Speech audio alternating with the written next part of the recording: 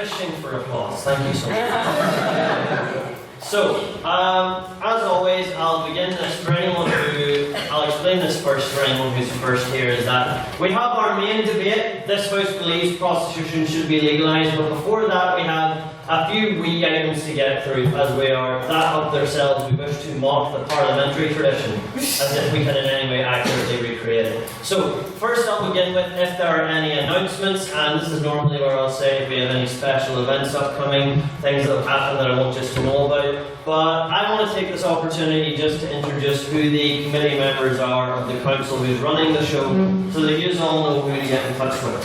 So, there's firstly the president, that's Hugh Dobbin, me. The general ringmaster of all things talking related.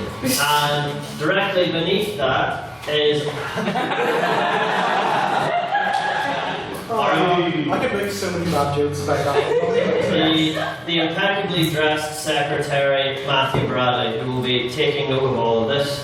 And after that's our treasurer, who's sitting there, Mr. Shay Glasgow.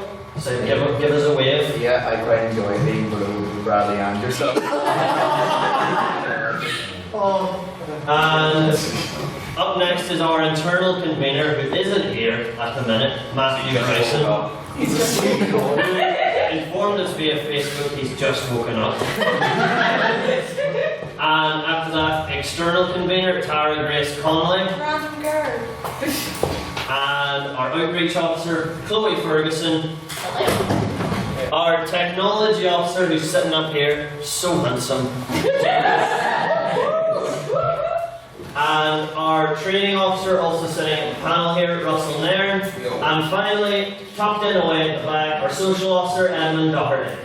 So, that concludes all announcements, and our next section will be the minutes. This is where we take whatever the previous meeting was, and we'll have Matthew Bradley, in his own unique way, give you a brief wee rundown of what happened last time. So without further ado, I present Matthew Bradley.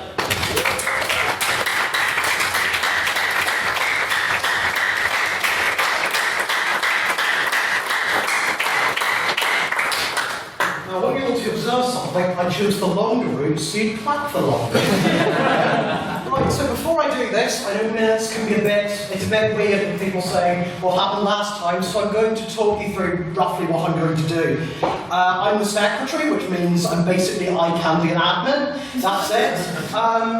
Minutes are a written record of the last debate, while the recordings, microphone, Facebook Live, MP3s, podcasts, technology, all that, are probably a most accurate record of the debates. Minutes allow you to sort of look at the debate at a glance and give me something to do every week, because what else will I do? So, what happens to this bit? I read it out, you guessed that, and once I've read the minutes for any freshmen in here, I will say, may I take the minutes as read? If you agree with the minutes, you go aye, and then everyone claps. If not, well, we'll sort that out between ourselves. But this is something news happening, which I want to mention. They're going online afterwards. Well, hey, internet, catch. There we go. So, for the first time, do you want to hear some minutes? Yeah! Do you want to hear some minutes? Yeah! Oh, yes! The 24th and final ordinary meeting of the 169th session of the Queen's University of Belfast Literary and Scientific Society took place on the 19th of April 2018 in the Great Hall and was attended, was attended by 41 members. I went too energetic too quickly. Oh no! Sorry, just give me a minute too. Because somehow I didn't know how much energy I'd need for this, and I wish I'd eaten today. Calvin Black, opening his final debate as president of the society, began the evening with a rousing farewell speech, during which he removed his presidential garments, aided by Matthews Bradley and Bryson. As the speech reached its mighty conclusion, the doors at the back of the Matthew Bryson!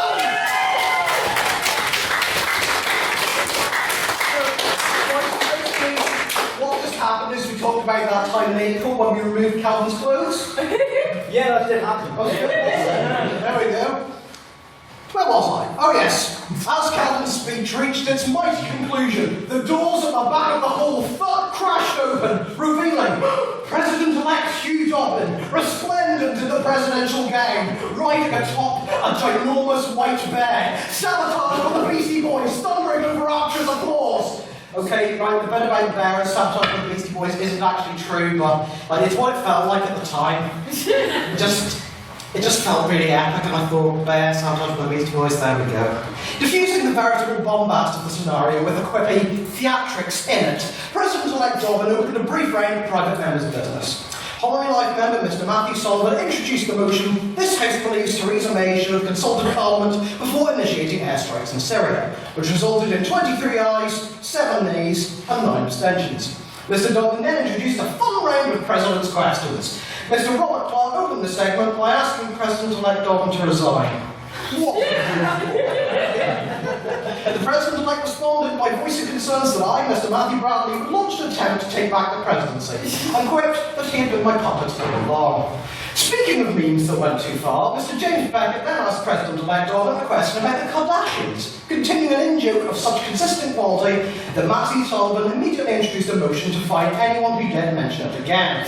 Bewilderingly, this vote resulted in a tie. What a tremendous waste of everyone's time.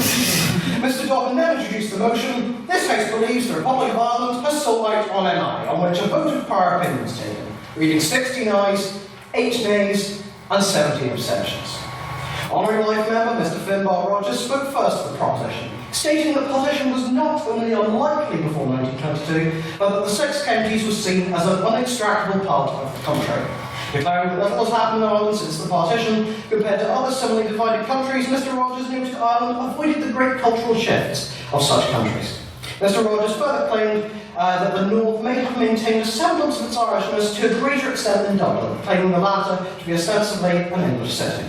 Opening for the opposition was Mr Gillian Thornton, who noted the debate should be a comparison between the 2 states, rather than their people. Mr Thornton drew attention to the Good Friday Agreement as a collaboration between the British and Irish governments, highlighting the intergovernmental bodies that ensure the government can maintain a relationship with MI. This cooperation, Thornton argued, means the Republic of Ireland had not sold out from the North due to their continued assistance for their affairs. Second for the proposition was training officer of the 170th session, Mr Russell Nairn. A happy-go-lucky Sligo lad, Mr Nairn posed the question, what even is Northern Ireland? Highlighting the apathy felt in the south towards the north by both its citizens and political parties. Mr Nairn noted that the border is more than a metaphysical divide, but separates socially, culturally and economically, and illustrated this through its apparent ability to halt the stormy wrath of Hurricane Ophelia. I remember that. Continuing for the opposition was Mr James Beckett, refuting Mr Nairn's depiction of the Republic of Ireland as... Sorry, I have to whisper. My thoughts on what was doing, I've killed me or something else now. I was wholly apathetic to the existence of the North. Mr Beckett stated that the shared heritage between the North and South ensures the Republic's investment in Northern Irish affairs. Mr Beckett examined this through the issue of the Irish border during Brexit, stating that Irish politicians will not take an abstentionist view on this issue, proving that they have not abandoned the North.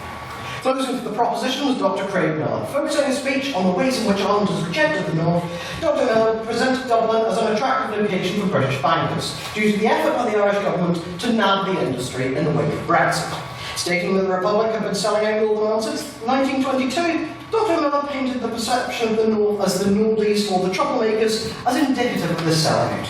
Closing for the opposition and indeed the debate was Social Officer of the 169th session, Mr Colin Neal, stating that the debate fundamentally boiled down to the treatment of NI by the Irish government. Mr O'Neill reinforced the importance of the Good Friday Agreement in creating peace in Northern Ireland, and that the ability to choose one's national identity proves the Republic of Ireland has not sold out the North. Stating that the proposition provided nothing but speculation on wives' tales, Mr O'Neill declared that in assisting the North, the South had not sold out.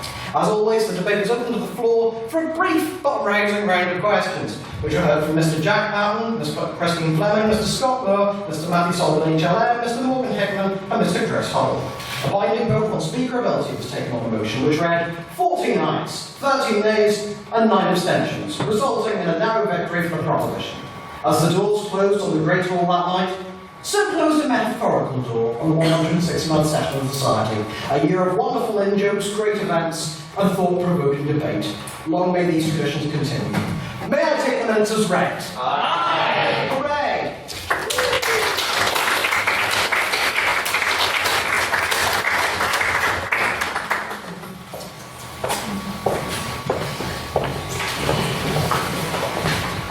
So, now that the minutes are wrapped up with, we'll move on to our next section, which I'm going to try and get through briefly since this is our first one of the year. I'm sure we'll want to get on to the main bit. So, we're now going to go to a round of private members' business. This is the part of the show where we open up any debates possible to the floor.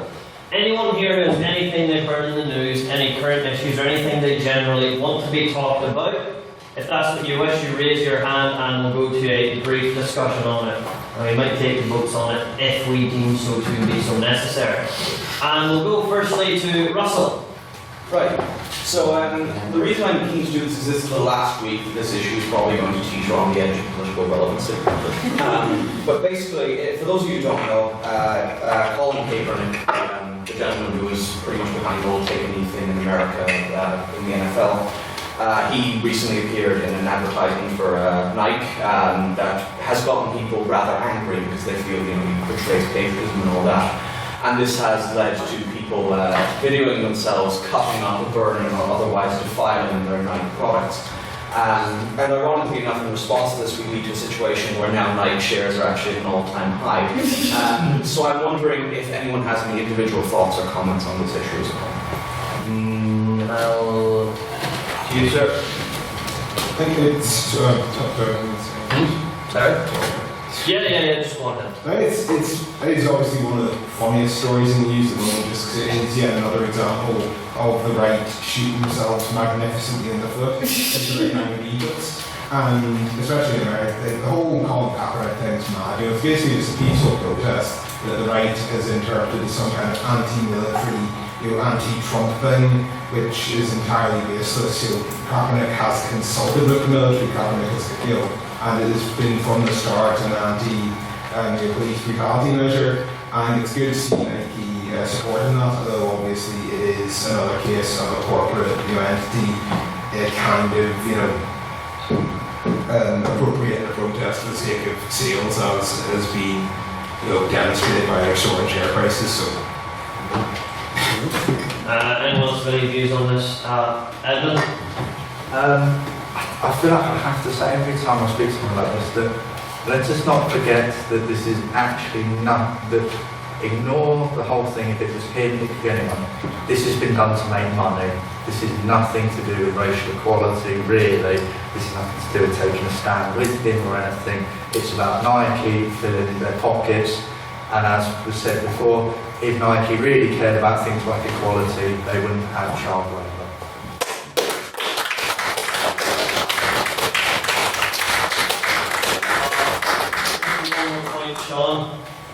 My point is on the fact that the protests by, let's just say it, mostly working class white men's reaction shows that there is more, that they're being pushed by actually the middle class on Fox News. It shows that there's an interest in the middle class to divide the working class racially, so that mostly middle class white men can protect their own privilege while creating this fear of this upcoming black menace in America for the poor white people, because you can tell that it's not a reaction to disrespecting or a bad figure authors of certain products, judging by how white America reacted to Jared Fogle being the image of Subway and several other absolutely horrible figures like Roseanne Barr being backed up by white America, when really they're outraged really a black man who stands up for black rights and nothing else. Yeah. Do you want to take a vote of that at all, or is it just... No, it's just discussion. Yeah. Anyone else have anything else they'd like to talk about?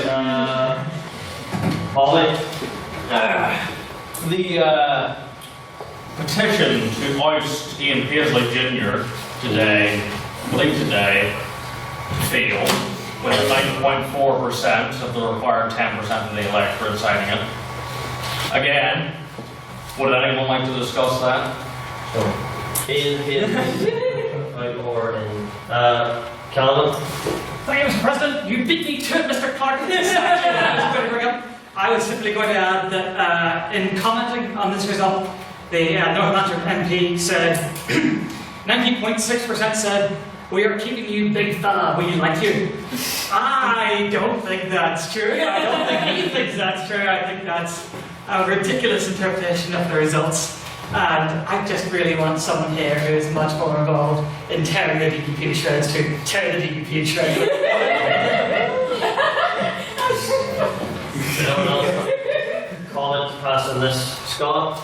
I think the really sickening part of this is after the result of the petition was announced, Ian Paisley went on to Twitter and changed his bio to say that 90.6% of people in Northampton support me. And I would also like to draw attention as well to what Claire Hannah said about it, which was that if being passive and not going to sign the petition is supposedly an active statement of support, then what must Ian Paisley think of the Brexit referendum, in which there were many non-voters? Did they necessarily support the status quo? Anyone wish to come to the defence of poor Ian? Anyone? At all? Who's mad enough to? Morgan? I am no fan of the DUP, as it will be well known. Anyway, the man did just have a vote where, literally, where people that do not want him to be representing them can go out and get rid of him. I don't think it's that much of a stretch to say he has the tacit support of the rest of them. I don't think it's unreasonable to say that. And I say this through clenched teeth. But it is kind of true, and I think it would be broadly quite intellectually dishonest if we were actually to put them down and say, no.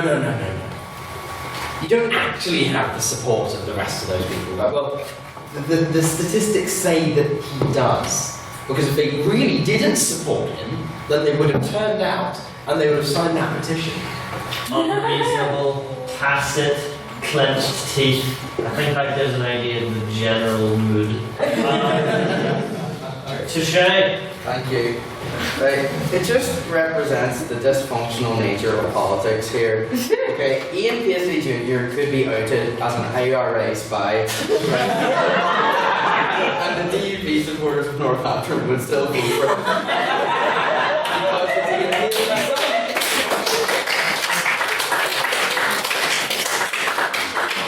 And they say dynasties don't exist. Russell. There are lies, damned lies, and statistics. And with this manipulation of statistics, Ian Paisley Jr. has shown himself to be a damn fine statistician.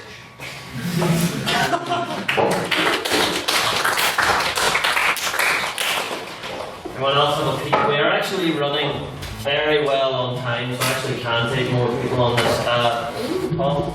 I would just like to point out that interpreting apathy as tacit support is a proud cornerstone in Northern Irish politics.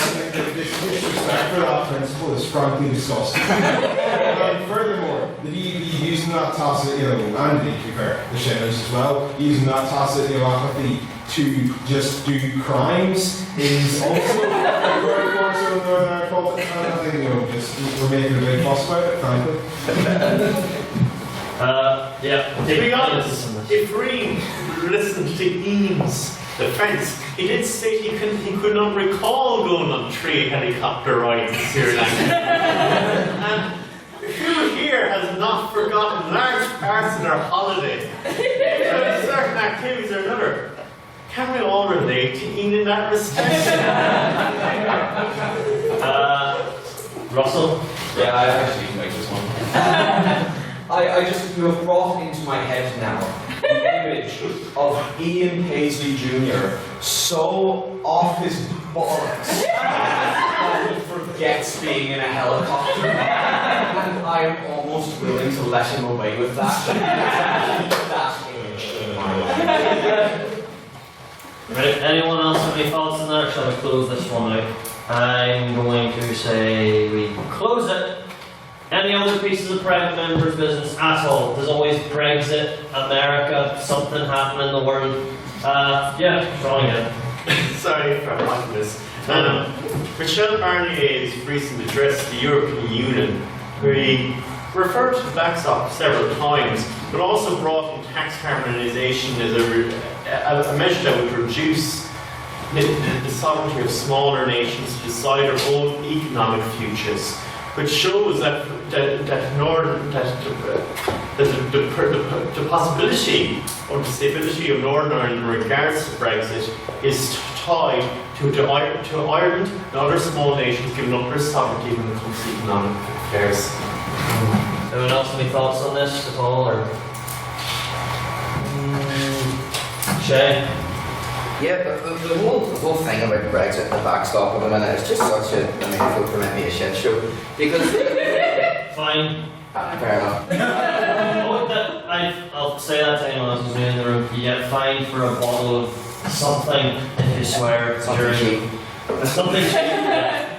Yeah, but no, I was reading in the news today that there seems to be some inclination that the British government and the European Union are coming to a new sort of agreement about the customs thing. But what it essentially is they're not quite custom checks at the border, but they are essentially custom checks at the border, just under a different name. Like they're completely lost with the issue, and I think that there's no workable administrative solution to any kinds of customs checks between Great Britain and Ireland. I think Morgan has an opinion. I mean, quite frankly, that is just demonstrably not true. It is just not true. So you have just said that there will be checks or equivalent of checks at the border. The proposed scheme is checking people's deliveries at their offices, which is very clearly not the border. This is going to be a process that is based on a technology. It's a trusted well, I'm suffering from the same issues as Matt. I hope not. It's a broadly trusted trader-based scheme where, so long as you carry on within the rules and the regulations that are provided, you are allowed to more or less bring goods to and fro across the border merely by declaring that you're doing so. There will not be staff checks on them. There will be random spot checks on those goods that take place on your premises, not at the border as suggested by Shay, and that therefore will then give the opportunity to vet these trusted traders. And if they continue to meet their requirements, they will then get checked less and less. If you're not a trusted trader, you will then have these checks conducted more frequently until you can then demonstrate that you should be granted trusted trader status. This is not a scheme that is putting up some pseudo border. This is not a scheme that is putting up something that will actually impact people as they cross from one island to another, or from one jurisdiction to another, because that's just simply not what's happening, and that's not what we're talking about.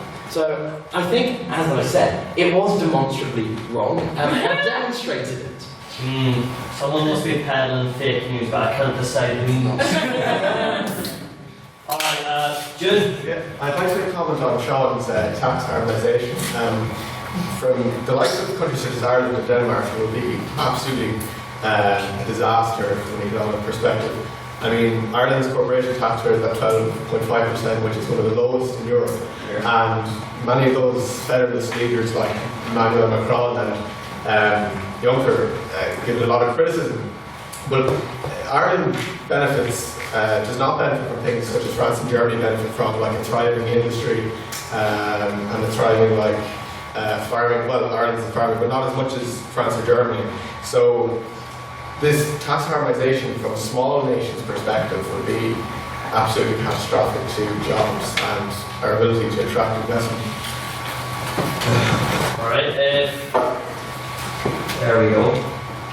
I was going to pass it, but I'm not having. I feel like I'll probably wrap up on that, and with that I think I'll bring the private members' business to a close. Unless anyone else has something they really want to talk about, general feeling I'm getting is no. No. So, if you'll permit me, I'm going to slide into President's Questions, our next section, which is where if anyone has something that for whatever reason they feel it pertinent to ask me, now's the time to do so. Chloe. Hugh, President, did you have a nice summer?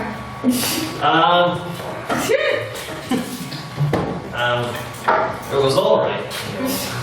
I have very little to say here. I didn't do anything, which is not what I'd recommend anyone else do. Remember that as young people, it's your responsibility to make the most of your lives.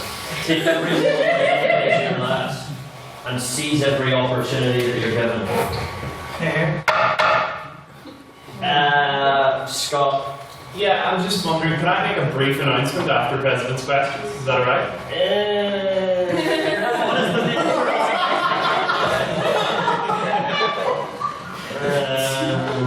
Give him 30 seconds. Less than 30 seconds. 3 Alright. In future, tell me before all of this. Alright, Edmund. Mr. President, how will your new robes fit? I don't know how long it's been since these were washed. I certainly haven't done it yet. And they have been passed down for many a generation, or so I have heard. But in terms of fitting, they are very nice. I can't respond to this.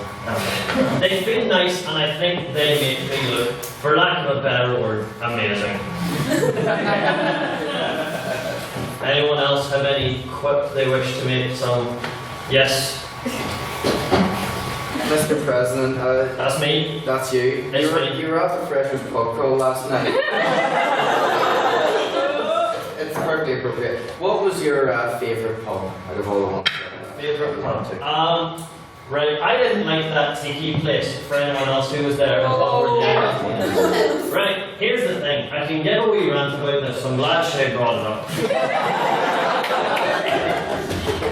Here's my position. What happens to me is I'm walking into all these hipster pubs, right? You have your slides, you have your funny looking bean bags, your stools, your benches, and I'm thinking, what is so wrong about letting people sit in chairs?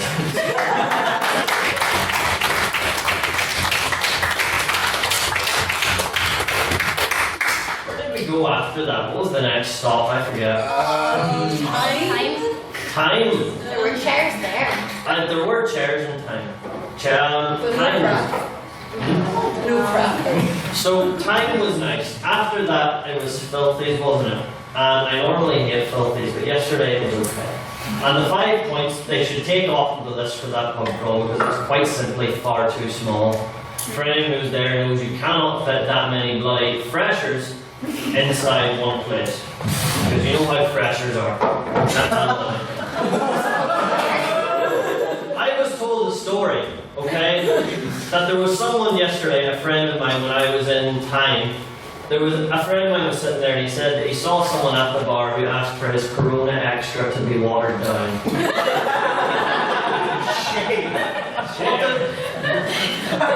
What does that say to everyone in this room about the state of our society? Alright, I think I've exhausted my comedy. Unless anyone's anything else they want to say. Calvin? Thank you again, Mr. President. Could you please read out the contents of the notice board behind that pop-up banner and give us your thoughts or comments on what you're about to read out? Maybe explain why it's there. I'm sure that what I'm about to do will be demonstrably hilarious and everyone will laugh. Let me just get it. Hey, find yourself. I can't afford I can barely afford this tie. Right, so since this is apparently such a hilarious thing that needs to be brought to our attention, when we arrived here today, this board said the Sausage Meat Project. Now, I'll take from anyone from that what you will. Point of order, Mr. President. What? I never said that the board would be hilarious. I had hoped that your response would be. Alas, it seems I was mistaken. Only so many branches. The Sausage Meat Project speaks for itself. And with that, I decide to conclude President's questions. I hope they're that funny every week. So, without further ado, Oh, right. Folks, I'll keep this very brief. So, for those that don't know, my name's Scott Murr, and outside of the Literarific, I am a battle rapper. I actually had my first rap battle in Dublin just in this last week. And basically, I'm just putting out an invitation to anybody who's interested. There's going to be another rap battle event with Rappers Full Battle Rap League in Wexford on November the 10th. And if anybody is interested in participating in that or wants details about buying tickets or wants to battle themselves, then let me know, come to me. I'm not aware of the Wexford driving battle rap thing. My name is Hugh, and I'm here to say we're done with additional announcements today.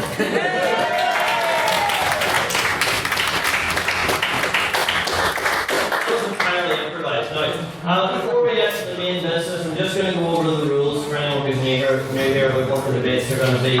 So, our structure is, you can see all of our lovely panelists here. We have 3 on proposition, that's your side. 3 on the opposition here. So what we're going to do is we'll alternate between each side. We'll have a proposition speaker, opposition speaker, so on and so forth. And it's going to go 1 speech each, and each of those speeches will be 7 minutes long. Now, at the end of the first minute, you'll hear me bang the gavel, like so. That indicates that the first protected minute is over. After that minute's over, anyone who's out here observing is able to offer their points of information or interventions. If you want to do that, raise your hand or give it like fairly quiet on that point, sir, ma'am, such and such. And if they reject your point of information, put your hand down and don't persist the matter. That's very important. I'll get cross if you don't. And then at the end of the 6th minute, I'll bang the gavel again. That means that they've re-entered their protected time for the final minute, and points of information cannot be offered during that time. Anyone else have any questions or things that they wish to clarify, because they know the rules better than I do, about the course of the debates at all? General feeling I'm getting is no. So, I'm going to turn this around because I don't think it's that funny.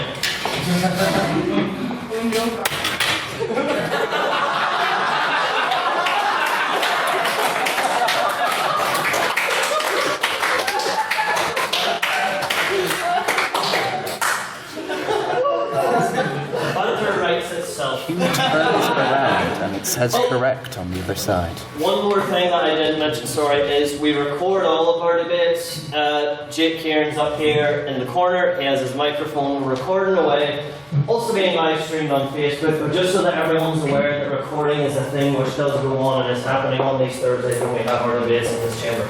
So, I forgot that. That's an important thing. I forgot. So, I'll now move the House to a vote of prior opinion. What this is, we'll take a vote on what everyone's thoughts were before they came into the room today. I'm first going to take ayes, then we're going to take nays, and after that there are abstentions for anyone who doesn't think they fall one way or the other. So, on the motion of this House believes prostitution should be legalised, all those who would vote in favour, raise your hands and say aye. Aye.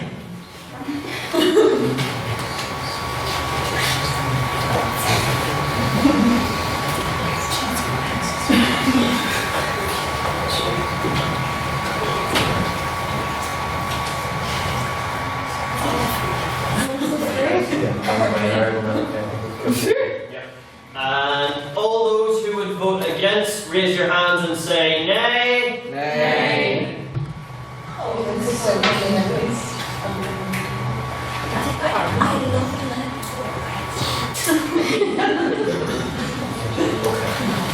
And for all those whose opinion does not fall one way or the other, or you wish to remain neutral so that it does not damage your future political career, raise your hands and give a general expression of not caring very much.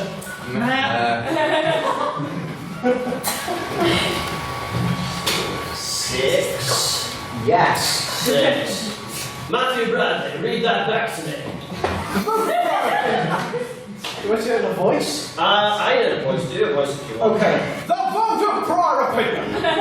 Ayes 25, nays 14, abstentions 6. So, the ayes have it, the ayes have it.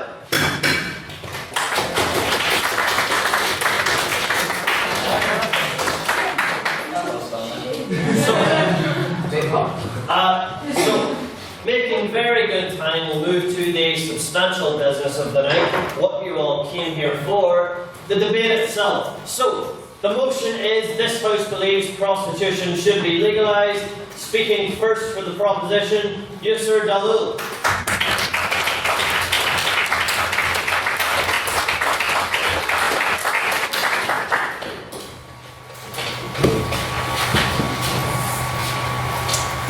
Yeah, we'll start. Ladies and gentlemen of the House, prostitution is known as the world's oldest profession. It has been a profession for a very long time, and it doesn't seem like it's going anywhere. No matter what happens, there will always be people willing to pay money in exchange for sex.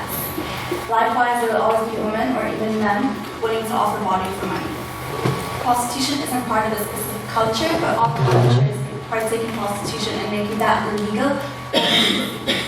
Rather than spending so much money and time on unsuccessful solutions, we can try to legalize prostitution, like other controversial things, such as gambling, tobacco, and alcohol.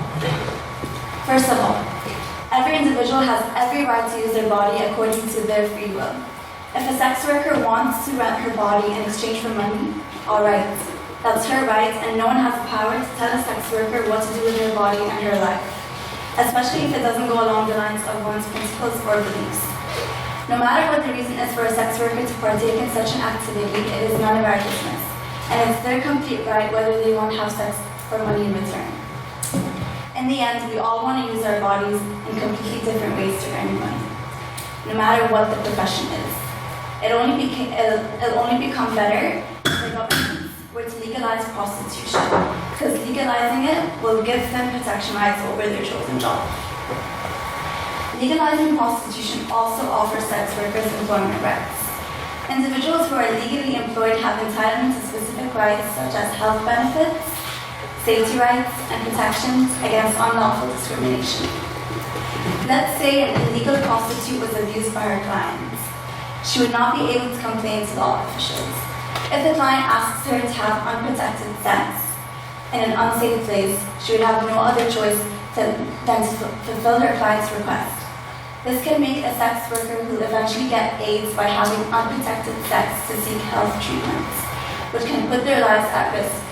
If we legalize prostitution, a prostitute exposed to rape or abuse has the freedom to complain to the police and even file a lawsuit. This comes to the conclusion that everyone has the right to be protected and safe according to the law, and this also applies to sex workers. In addition, legalizing sex work can be a positive thing for the government. If brothels were given licenses, the income given to sex workers could be taxed. Furthermore, a government could also charge an annual fee to the license they provide for sex workers. Brothel owners, for sex workers, brothel owners, and clients so they can continuously operate their businesses legally, which is also an additional income. Yes, women who are kidnapped and forced to do sex work are victims, but if women chose to offer the service willingly, and at the same time no one forced them to, it can be said that it's a victim's crime. On that point? I'm sorry. Just like gambling and drug use, prostitution is an activity that is participated in by adults voluntarily. There's a famous quote that says, what makes prostitution a victim is crime, in the sense that no one is necessarily harmed by it, is that there are consenting adults involved. Legalizing prostitution can also prevent human trafficking. In Germany, when they legalized prostitution, cases of human trafficking significantly decreased by 10% from 2001 to 2011. But what's better than this is the fact that only a few numbers of children are involved in sex trades, because young ones are not forced to join the sex trade over there. The average age of sex workers in Germany is 31. If prostitution became legal, then women and children victims can come forward and report traffickers. And a relationship can eventually develop between law officials and sex workers. So law officials can employ sex workers to discover if human trafficking is happening. My final 2 points. Legal prostitution can eventually reduce violence and sex crimes. So we can think of a lot of reasons that might prove how decriminalization could reduce sex-related crimes. So once legalized, sex workers would be empowered to approach the police if they are in danger or having a problem with their clients' complaints. In addition, sex workers would also be given an opportunity to conduct their business on their own without the control of the police, which reduces the possibility of violence and abuse. And when prostitution is already legal, people who wish to satisfy their sexual urges would have their option readily available for them. They could just hire a prostitute to satisfy their sexual need, resulting in less sexual assaults crimes. There's a famous quote said by an Indian novelist and journalist. The more you try to put down prostitution, the higher will be the incidence of crime against innocent women. And my last and final point is it would make sex workers much healthier. Where prostitution is illegal, sex workers are in fact more susceptible to sexually transmitted diseases because of lack of access to healthcare and other social services. And this is not to mention that sex workers face discrimination, stigma, and harassment, which drive them more to less likely to practice safe sex. Thank you very much for listening. And if there are any points of information I'd like to take from you. Yes, Morgan. Well, just one point I think is that you referred to the fact that if we legalise prostitution, you'll then have the ability to, sex workers would have the ability to go to the police to report acts of violence against them. They have that ability now. It is not a crime in Northern Ireland to be a sex worker. It is a crime in Northern Ireland to pay for or solicit sex from a sex worker. As a result of that, you're not engaging in criminal activity.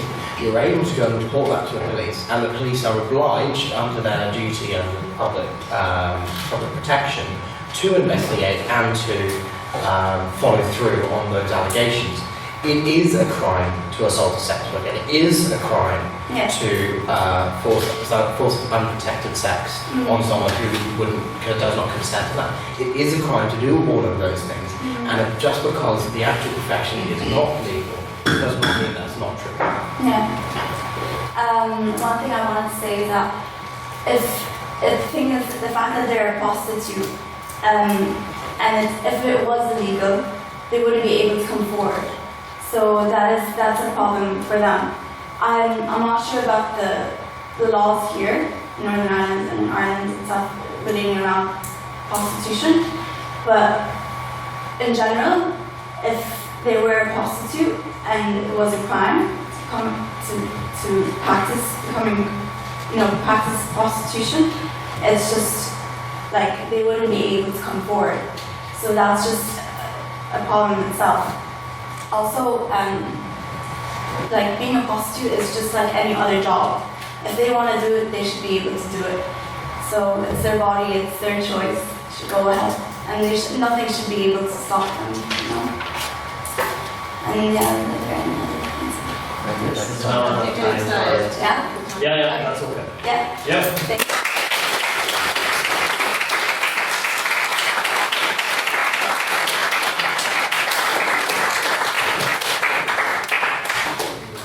Right, and now we welcome Outreach Officer Chloe Ferguson to speak to the audience.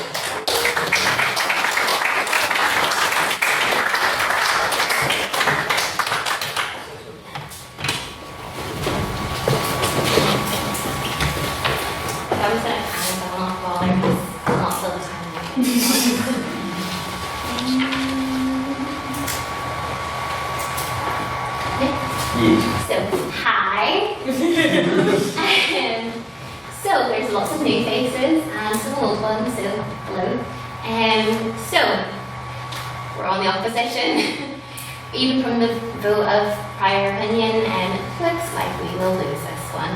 However, there's not all hope lost. So I know what you might be thinking, is this not anti-feminist? Is it not us taking away women's rights, like we said, to actually do this? But do we not want a higher level of legal protection for those in vulnerable positions?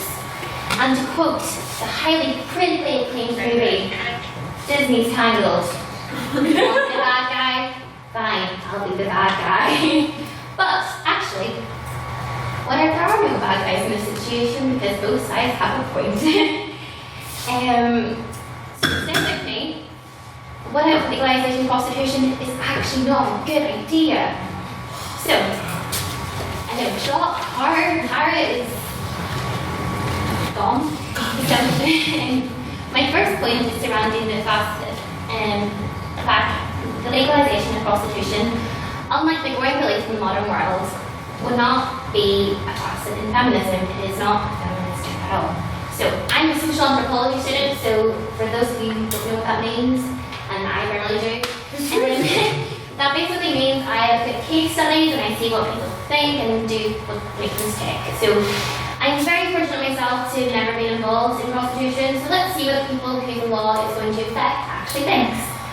So here's a quote from someone who was a prostitute before and after the laws of decriminalisation of the selling of sex in Northern Ireland. The men feel even more entitled when the laws tell them it is okay to buy us. This is getting at a really important point, at least in my mind, that women's bodies in the marketplace have been normalised in our current economic system. This is not feminism, this is not the equality of sexes. Approximately 75% of prostitutions and sex sellers are females, and an even higher rate of receivers of this form of sex work are men. So, there was a survey in 2009, which I was in primary school, so I get that was a wee while ago, where 103 sex buyers were interviewed. And when I checked my stats, I found that person via Julie Bindell, yes, who is done a lot of research in this field. She's interviewed a lot of people, and go online and search her if you're interested in it. I really recommend. And 50% of the people she interviewed out of 103 said that they knew the women they were buying sex as a commodity from were being coerced or pimped out in a not typically safe environment. On that point, man. Yet, not one reported or went back on their want of sex. They went ahead. Why? Because this is not empowering. This is not feminism. This is not... Yes, it's getting women to do what they want with their bodies, but is it enthusiastic will? Is it enthusiastic consent? Not particularly if it's a last resort, which I will touch on later, and Tara will talk on about if you do want to get involved in the sex trade at all, because that is still very much an option. So, in this article, a sex buyer said, I made a list in my mind. I told myself I'll be with different races, like Japanese, Indian, Chinese. Once I have been with them, I'll take them off the list. It's like a shopping list. This adds, and going back to what prostitutes actually think, prostitution is inherently abusive and a consequence of women's inequality.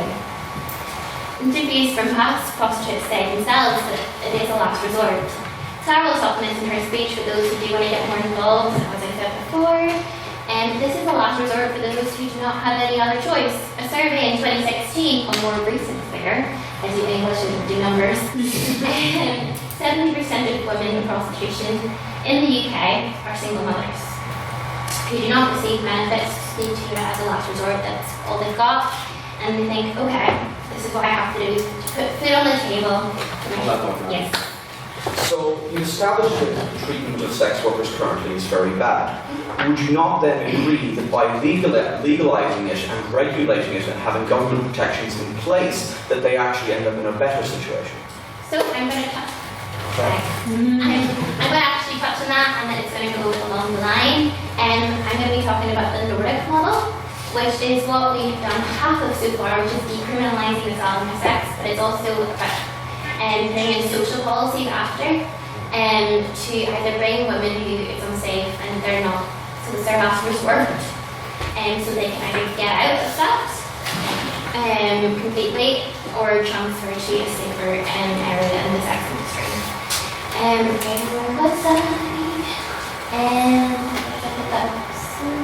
Yes, 70% of women in prostitution are single mothers who not receive, so this is a state of vulnerability. These are the means of survival to put a roof over their heads and food in their children's stomachs. This is the lowest form that they can think of. They don't want to do it. I don't really think that we should have in society be responsible for forcing them into those situations. So, what's the solution? As I said, Nordic model, which aims to create a society which sexual gratification has no place and women are not sellable objects. There's a hand up over there. So this means one, the decriminalisation of selling of sex, which and I have done yes. And the second one is putting in social policies, like I mentioned before, to help them either not end up in these positions in the first place or get them somewhere that they want to be already. Just to touch on that point, that if you end up making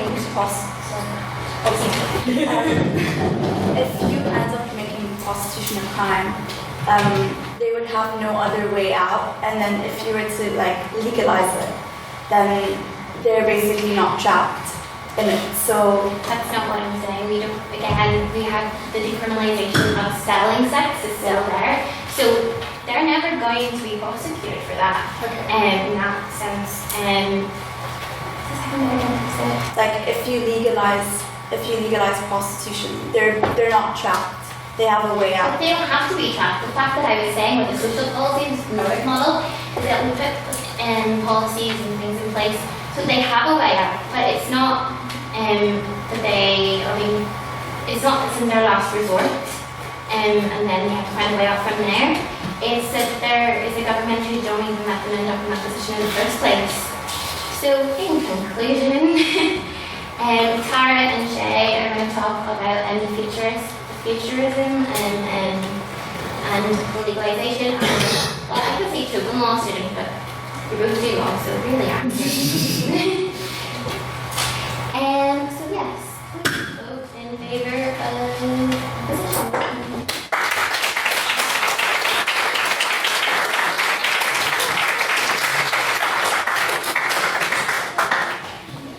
And if we could get a second round of applause for what was Chloe's main speech.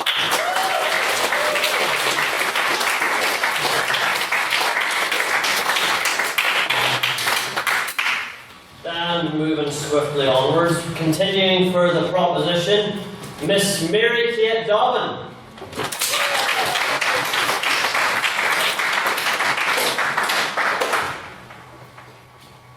You may go. Thank you. Ladies and gentlemen, Mr. President, again, this is my first speech, and I'm trying my best to make it as cohesive and, understandable as possible. I'd like to make a couple of replies to Chloe, and this idea that women's bodies are a commodity, and that's like an idea that's only in the idea of prostitution. That's not just in prostitution, that's our society as a whole. I don't think that that's an issue that we can solve just like banning prostitution. Like it's a much larger cultural problem than just prostitution. So I feel like just banning prostitution won't fix that. Alas, I wish I could fix that. And this idea that prostitution in its base form, selling sex for cash, it's a transaction.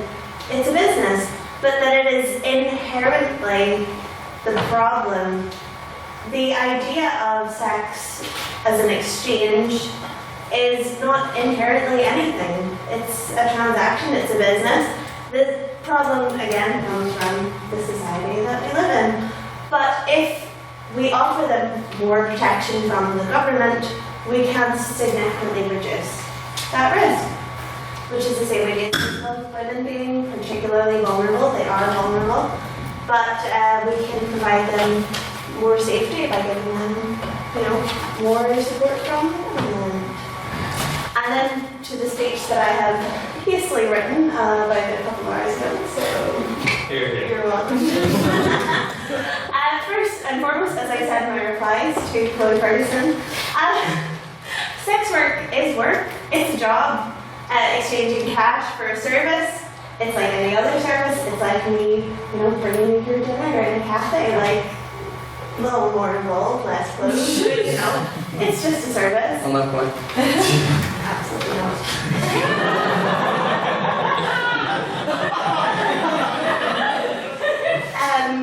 The opposition, a lot of people, when it comes to this idea of prostitution, it is to moralize against women and to moralize against their right to use their body in whatever way that they see fit, whether it be to have sex all the time, have sex none of the time, have sex for money, or just not do it at all.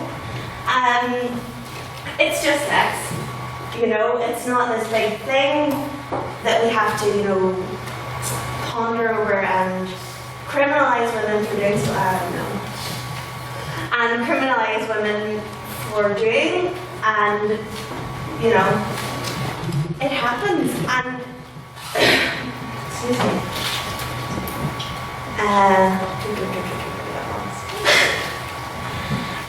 sex, prostitution is happening, is going to continue to happen, has been happening forever. It is the oldest profession, you know, so it is going to continue to happen regardless. So these women should still be provided some support from the government. I think leaving them to flounder on their own is making them more vulnerable.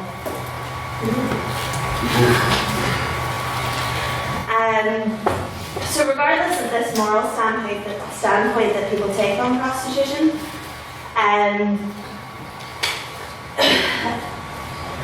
it's going to happen, it is happening, and we should provide them with support. We, the proposition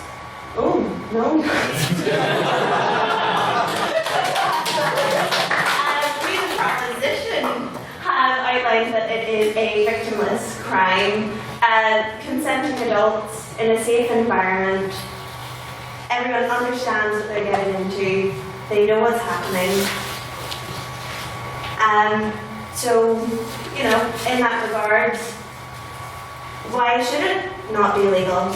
You know, if everyone understands what they're getting in for, someone's getting paid for it. I mean, we're not, go for it. So, although you're saying that everyone understands what they're in for, that doesn't necessarily mean that you can anticipate the way that someone will react in that situation. So, it could be a case of, although you're within the kind of, if you're a sex worker, you can't necessarily anticipate the fact that someone might be really aggressive towards you. And I do understand that you're kind of trying to be like, okay, so the government will protect you, but when you're in that situation, there's not a great deal that you can do to get out of it. So, what are your thoughts on that?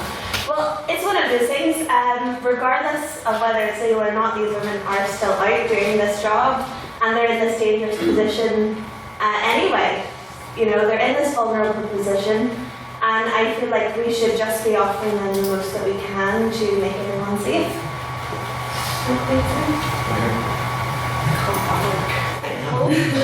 I don't know. So, what we're putting forward is that legalizing and regulating sex work is the first step into making it more legitimate and safer business for the women and men that are involved. Everything is above board, looked after correctly, they have more access to healthcare benefits, you know, from working in a business, and being taken care of by the government and not in... On that point, you seem to assume that legalising it would immediately remove all of the pre-existing prejudice. Can you say that it would immediately make prostitution totally accepted in society, and can we rely on the government to enforce the new... I don't think that anything like that is possible, to be honest, but what I'm saying is that this is happening anyway, and what I'm putting forward is just to give these women and men that are involved the most support that we can. And I feel that by legalising prostitution and sex work and making it legitimate is perhaps the best way that we can do so. And this idea that sex and bodies, commodities, is inherent only in prostitution, porn does the same thing, advertisements do the same thing everywhere, all the time. We're portraying bodies as something to be bought and sold and consumed at will. The concept that reducing those that participate in sex work to the sum of their parts and that it is inherently degrading and humiliating to participate in. I don't know that it's true, you know? It's nothing inherent about it, it's our society that has the problem. Stop. So anyway, to wrap up briefly, because I didn't actually think I would fill 7 minutes, I urge everyone to support the proposition.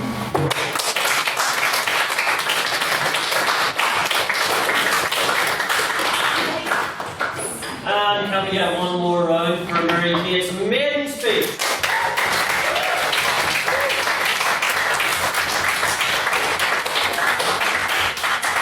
Alright. Now continuing the case for the opposition, our external convener, Tara Grace Connolly.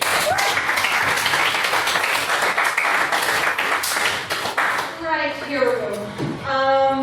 Like Chloe alluded to earlier on, hi, we're the opposition. I don't know if any of us necessarily want to be here, but we are now, so we know. I want to sort of address something that's been said thus far, that people are using the word sex worker and prostitute like they're interchangeable. They aren't. Prostitutes are not sex workers, well, they are sex workers, but not all sex workers are prostitutes, and there needs to be a distinction drawn there. Because it does a service to the other people that engage in that industry, the very valid professions that don't necessarily fall in the label of prostitutes. Secondly, just to address a couple of gaps that I know are going to be mentioned by somebody at some point, which is that this so far has been very cis women-centric regards to this discussion. There are male prostitutes, there are transgender prostitutes, there are non-binary prostitutes. Just the data doesn't really exist.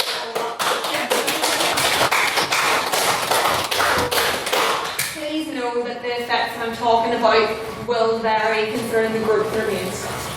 Anyway, so and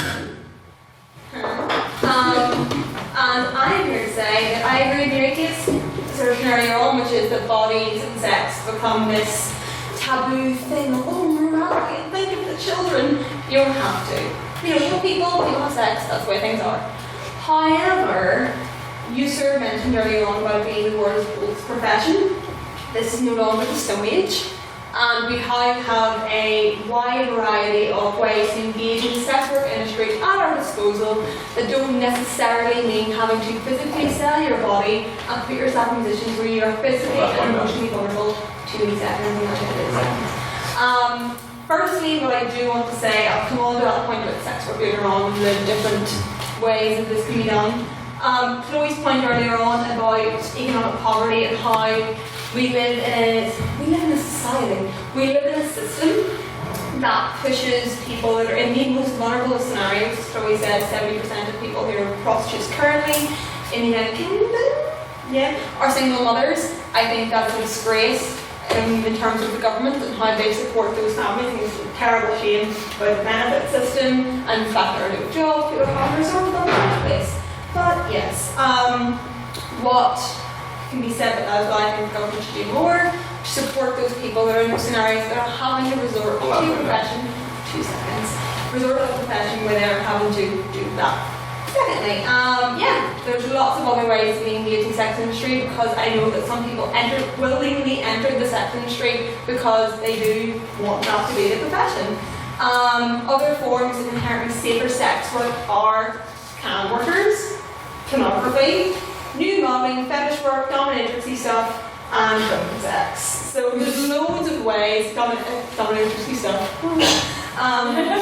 There's lots of ways for somebody who does want to work in the sex industry and does want to improve this whole image of body positivity, sex positivity. There are lots of ways to do that that are safer and use more modern technology on that point. To go for it here as well.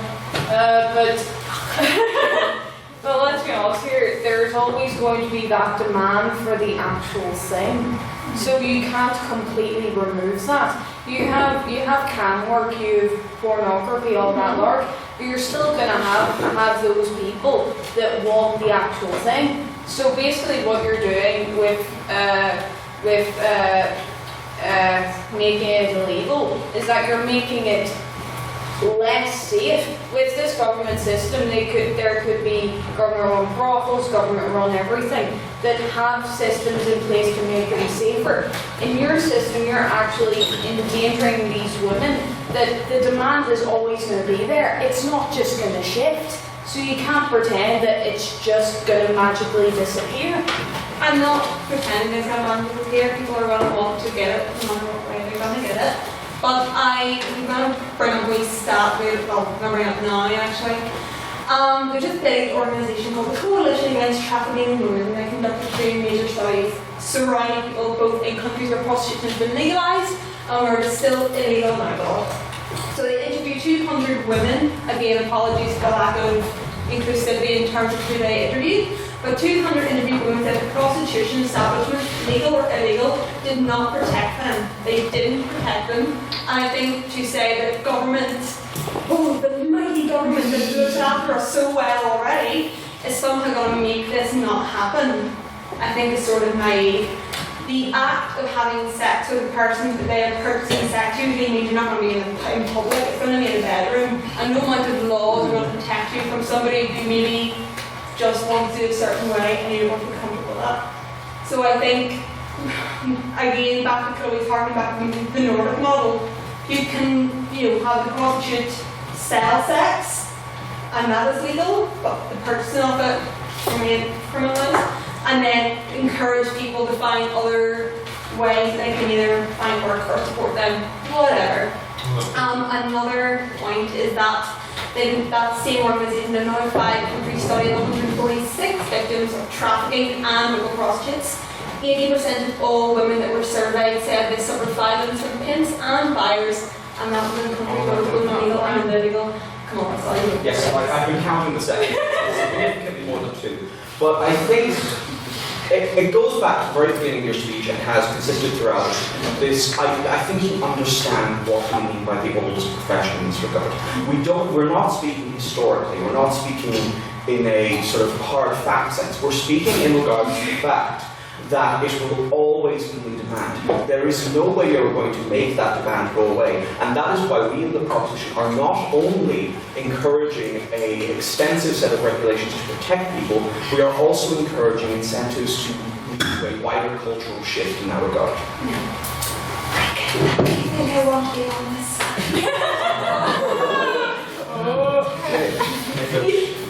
But that is, okay. Again, in countries where there is legalisation, and I'm going to harken back to what you said, extensive regulation, how will that look? Because I have the stats in front of me that say, even in countries where it's illegal, or where it is legal, apologies, 40% of buyers want sex without condoms. There is no protection there already. 73% offer to pay more money if there was no condom, thus pressuring women even further to accept money. And then 45% of women said they were abused for refusing to wear a condom, for insisting to demand more condom. And that's in countries where it's legal. There is no amount of regulation that's going to protect what goes on in a bedroom behind closed doors. And I think all we can offer as a solution to this, time on. But if it was legalised, it could come more. Okay, I'm nearly finished anyway. But personally, I just think there's many other avenues for people to explore. If they want to be involved in sex work, go for it. There's lots of ways to do it. If you don't want to be involved in sex work, that's a failing on your government's part. You're having to go down that route. And there we go. I'm finished now. Bye.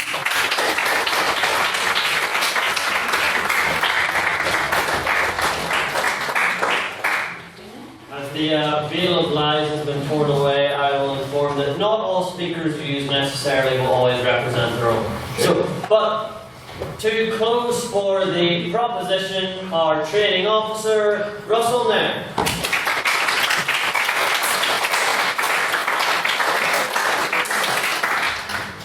Yo, yo, yo, it's me, your debating boy, and I'm here to tell you all about how much I love prostitution. So, let's take a look at where the core of the proposition's argument lies here tonight. In my summation of the Prop Squad's debate, I'm going to be reinforcing the primary ideological reason for legalising prostitution, alongside going into detail on the 2 greatest advantages it brings. So, The core ideological argument for the proposition, as I see it, is one of bodily autonomy. What is our place to tell someone what that they cannot trade in carnal gratification when the primary vehicle through which this is carried out is their own body? There is nothing obscene or morally questionable required in this transaction beyond those biological sundries granted to you by Almighty Jah and that assorted currency granted you by the Almighty Central Banking System. It is vague to the point that a large number of so-called pornography agencies nowadays are just glorified prostitution rings that have realized they can operate ethics exempt within the legal loophole that exists provided a camera is present, which once again just reinforced Mary Kate's point that in a society where pornography exists and by its very nature reduces an individual to a carnal hunk of sexy meat, it is equally unacceptable to allow prostitution as it is functioning no different beyond the more active role the average John partakes in. Go for it. Would you not say though that there is a bit of a difference because in prostitution it's only one side getting paid, but in pornography both sides get paid? But that's what I was pointing out. I'm pointing out the core moral essence of the reduction of the person. And we've already seen that many pornography agencies use it as glorified prostitution rings. It's just something we cannot reconcile within each other. We can have both or none, to be quite honest. The ultimate cultural zeitgeist we're dealing with today is one which says you should be allowed to do whatever you want with your own body. The next step in this is recognizing that, you know what, no matter how I may individually feel regarding prostitution, it is ultimately an issue where my say should end at the degree I wish to involve myself in that industry. So Chloe was talking about people who've been coerced into this industry, and that's what my next section is primarily going to focus on. I should highlight you all to what I see as the two biggest benefits of legalizing prostitution. First and foremost, we have the treatment of prostitutes themselves. Top-tier political analysts, Flight of the Conchords, put it best in a song when they said, "The streets are cruel. He tries to act cool. He goes to work with only his one tool. You can put your tool away, Jermaine." It's known as the oldest profession for a reason. It's going to exist, and we can't change that. However, what we can change is how we approach the working conditions of sex workers, prostitutes. Under the current system, as a prostitute, your office is the bus stop. Your clientele is the unvetted masses. Your boss is more than likely an abusive gang member, and the risk your job poses to both your body and your life every single day is immeasurable. In legalizing prostitution, we could bring this industry out of the shadows and under the eyes of government regulation. This would ensure protection for both workers and clients with things such as mandatory STI checks and safe, controlled working conditions that don't move around night to night. No, thank you. It also makes your boss accountable under labour regulations, or even gives you the chance to go into the business effectively on your own. It would cripple the sex trafficking industry, as the prostitution prohibition would be lifted, allowing easy access to legitimate operations for those who should desire it. No, thank you. The better treatment of sex workers that legalization will bring about is not just something the opposition can wave away from you as they've been trying to thus far. All around the world, this industry is a vessel for abuse, invisible to those of us within polite society. Through legalization, we can help work to end that abuse and ensure better lives for all those involved. Go ahead. So you're claiming a lot of things here. I think it picks up something else that's been said before, is that you have claimed that all of these things will improve. How? Can you actually give us a concrete way? Yes, entirely. Thank you very much for that. Through government regulation and overarching society shift, which our side has focused on extensively. But both of our proposition speakers have talked about regulation, how we can improve through that. And at this stage, I'm just sort of, I can talk about it, but I'm wasting time and I'm running out of time. So, I appeal to your morals. Now let's appeal to your pockets. Oh yeah, that's right, the cheeky economic argument is coming up. Legalized prostitution would undoubtedly be a luxury industry. I don't think anyone but the most snivelling of incels would argue for access to prostitutes as a basic human right. So, what do we do with luxury industries?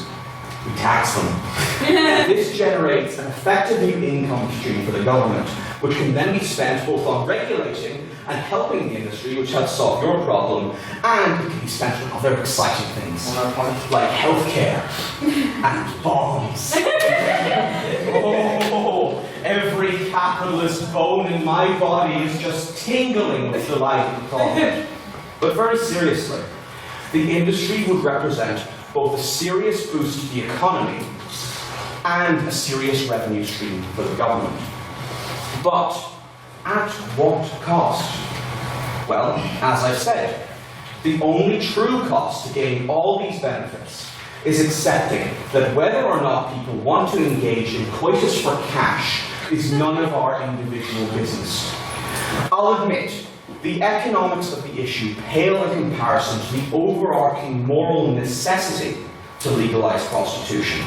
However, it is most certainly a nice bonus to know that a lot of money would be coming out of this newly legitimised industry. Prostitution. It's not our place to say people can't engage in it. By legalising it, we can protect those involved and legitimise it as an industry. And we can make a boatload of cash in the process. With all that in mind, we are mad if we continue to delude ourselves by keeping prostitution illegal. God bless you all, and God bless America.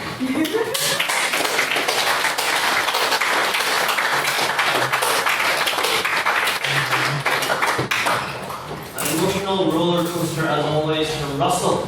So, to close for the opposition's case, we have our treasurer, Shay Glasgow.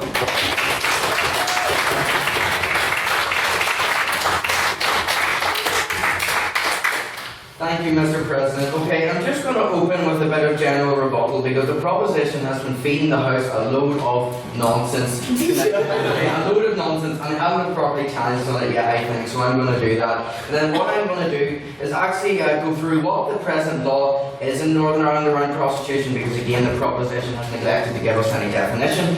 And then I'm going to go into what a legislative framework would actually look like, again, something the proposition has failed to do, and then explain to the House why this is both unworkable and undesirable. So just some points of general rebuttal.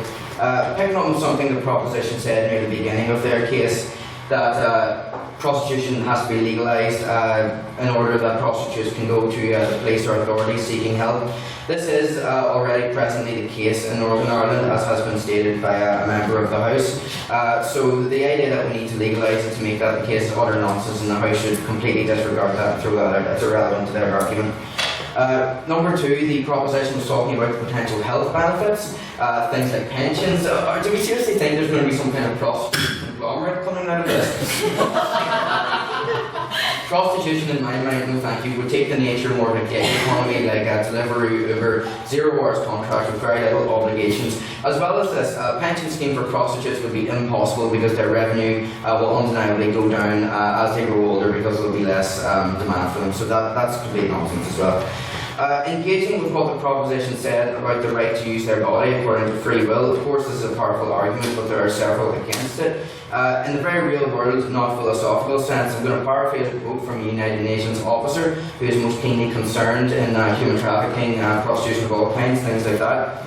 He said that in his long and storied career he had never once seen an instance of prostitution where there wasn't some element of coercion involved, whether that be economic, whether it be physical, whether it be anything else. And once you have this element of coercion, the idea of consent completely goes out the window. You cannot consent, and therefore you ought not to be able to. And that's a similar argument. There exists a precedent in our law that you can't consent to some acts that can be committed upon the person.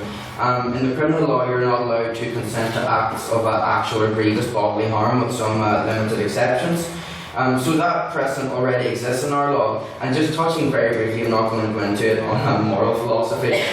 The philosopher Immanuel Kant thought that prostitution inherently was essentially unethical, and free will considerations were out the window because it treats people as means rather than ends. Yes, Ross? So, you have this point regarding the idea of there are certain things people cannot consent to, But there is one thing people can quite notably consent to, otherwise we all wouldn't be standing here tonight, and that is sexual intercourse. And I think this idea of comparing this, the only difference in this regard is that money is changing hands, and I'd like to address that. Okay.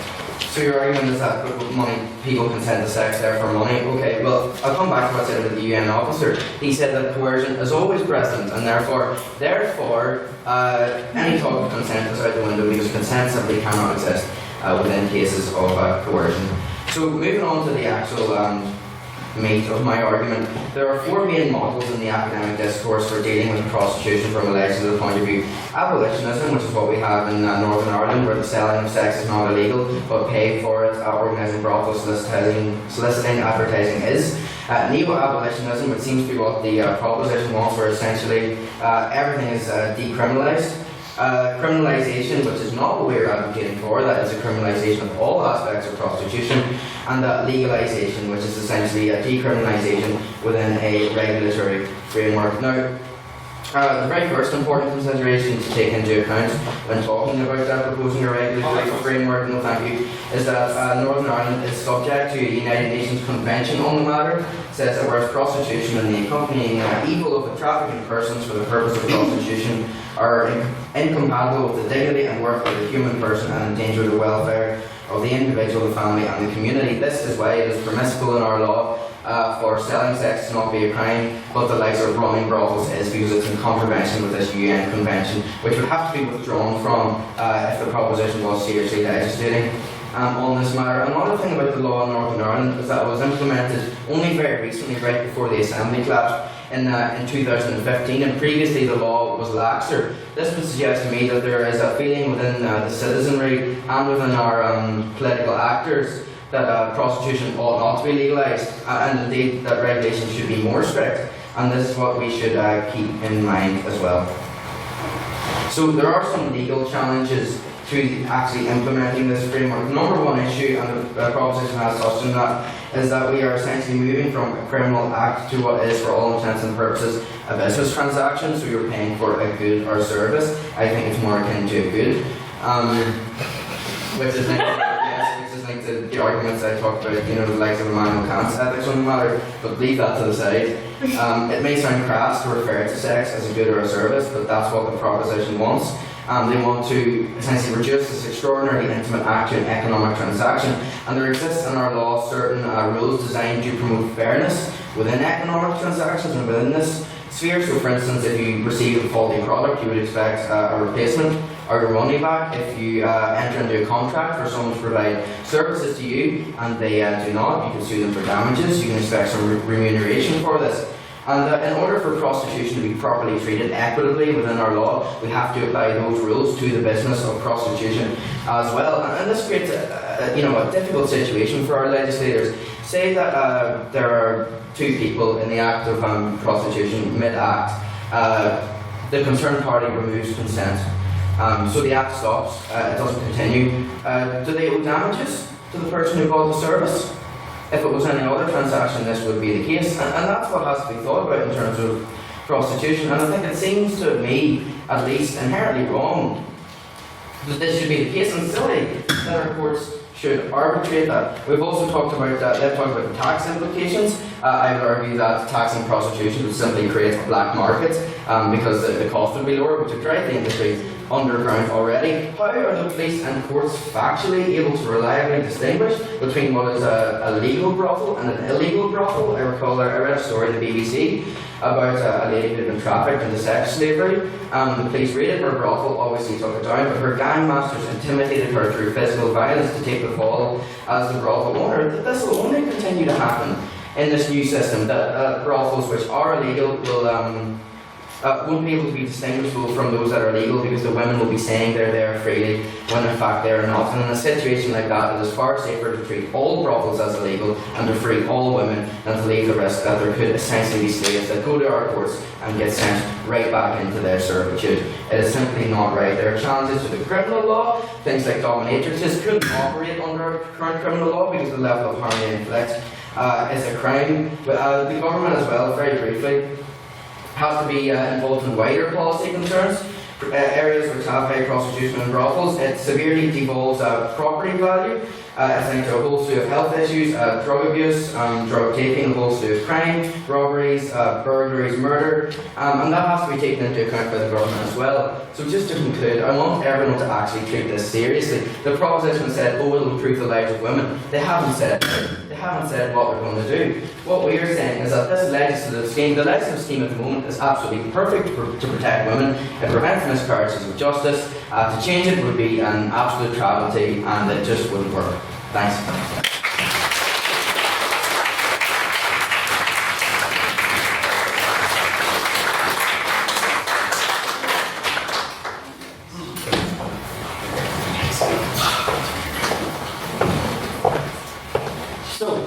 Before we move on, I'd first like to implore everyone to give a hand for all of our lovely speakers this evening.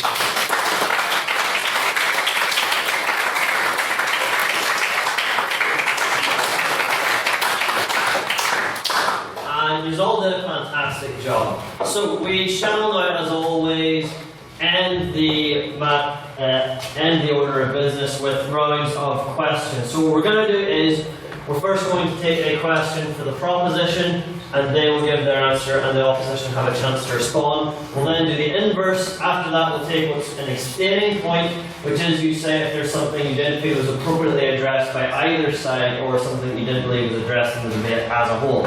So we'll first go to if there are any questions for the proposition. Morgan?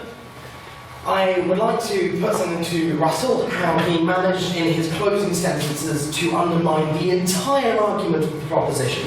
He has claimed that prostitution is a luxury good. It was picked up on the last speaker, but I want to talk about it a bit more.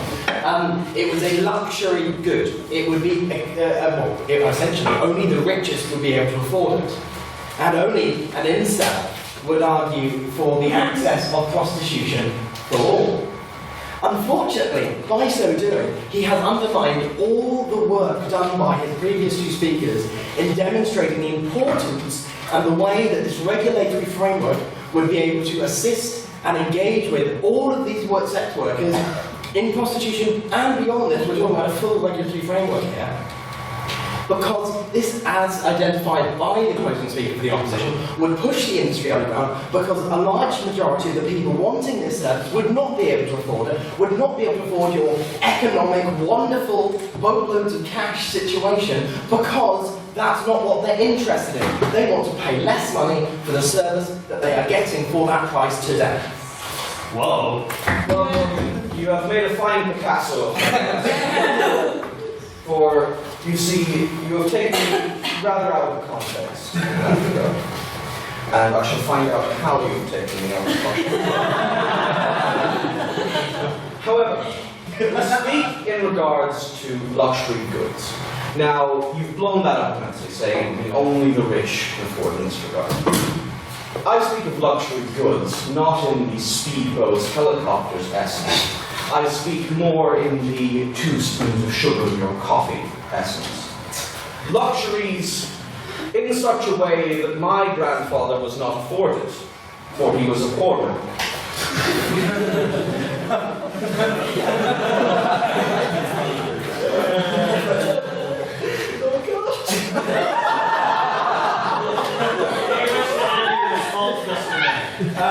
I have a response that I'll make in the pub afterwards. When I formulate it correctly, I have failed to do so remarkably, like my grandfather failed to continue. Questions are off to a wonderful start. Do the opposition wish to respond, or do you not? Oh, no, but wrong. That's great. Go for it with Morgan. We agree with Morgan is a sentence uttered by few men.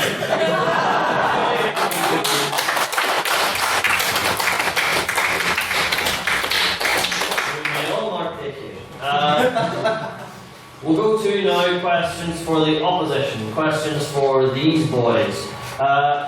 One boy, Edmund. I don't say it's you.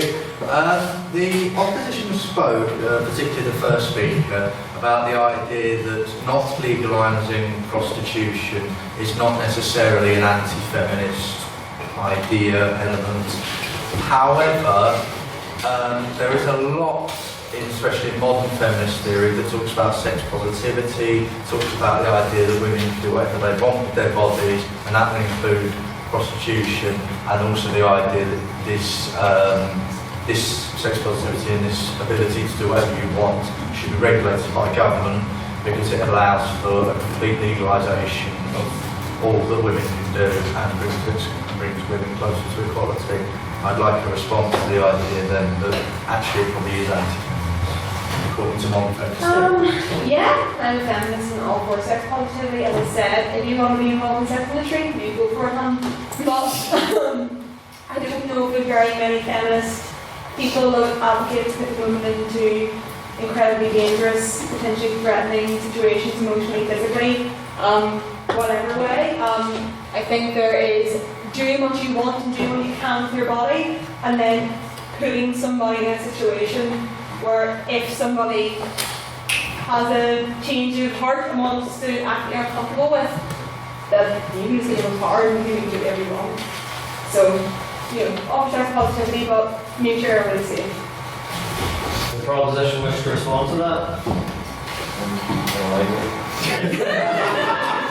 Feel under no pressure, Russell. This is a safe space for all. I've returned from my brief stint of shame. I've actually remembered what I was going to say, but I'll say that. We speak in this regard. Yes, this is exactly why our regulatory framework would exist in response to terror. We end up with a circumstance where it is basically the case that at the end of the day, someone who behaves inappropriately, behaves incorrectly, and violates the agreement that was made going into it will be punished under the law in the same way that they will be punished regularly. This also ties into the fact that the proposition promotes the idea of a general social shift in this regard.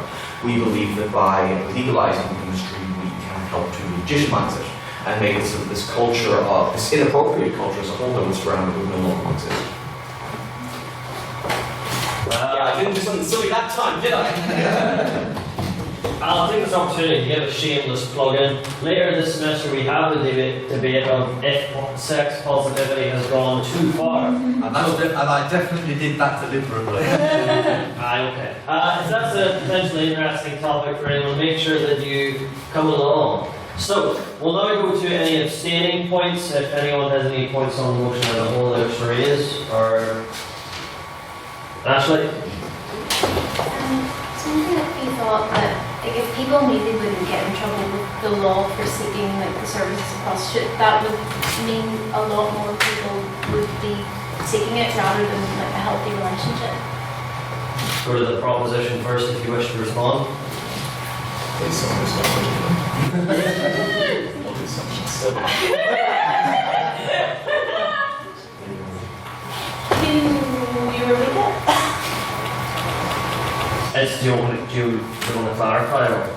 Oh, it's just like some people might think, oh, I like the services of prostitute, but if they know they could get in trouble with the law, they're not going to do it. You know what I mean? But if they knew they wouldn't get in trouble, maybe. Well, not everybody that's looking for, just a sexual relationship is interested in going to a prostitute. There's a lot of, that sort of nice clubs and bars sort of end up being sex. So,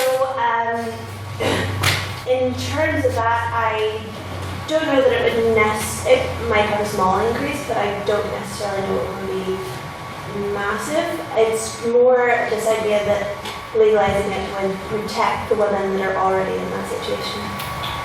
The opposition, any thoughts on that?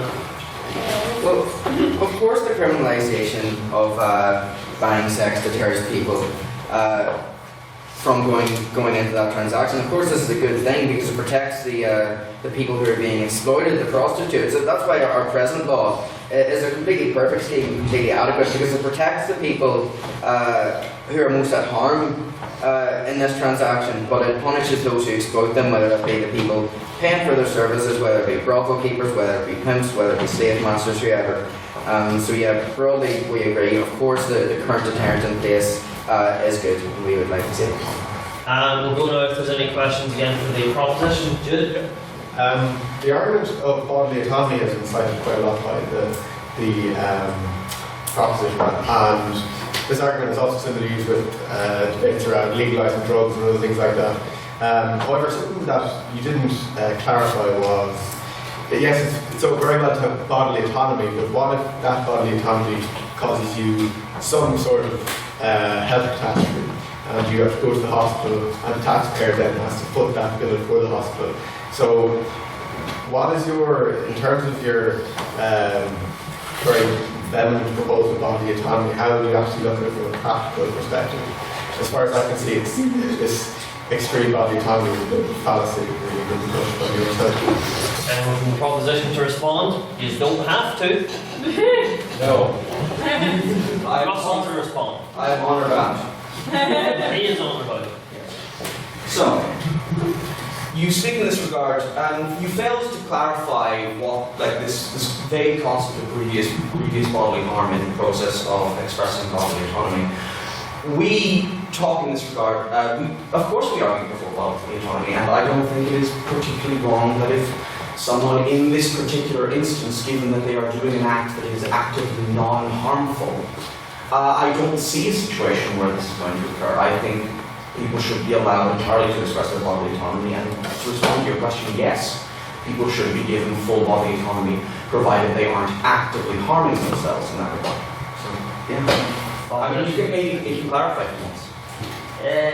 Do you wish to clarify? Well, in the instance of like that dominatrix, in the instance of the dominatrix stuff,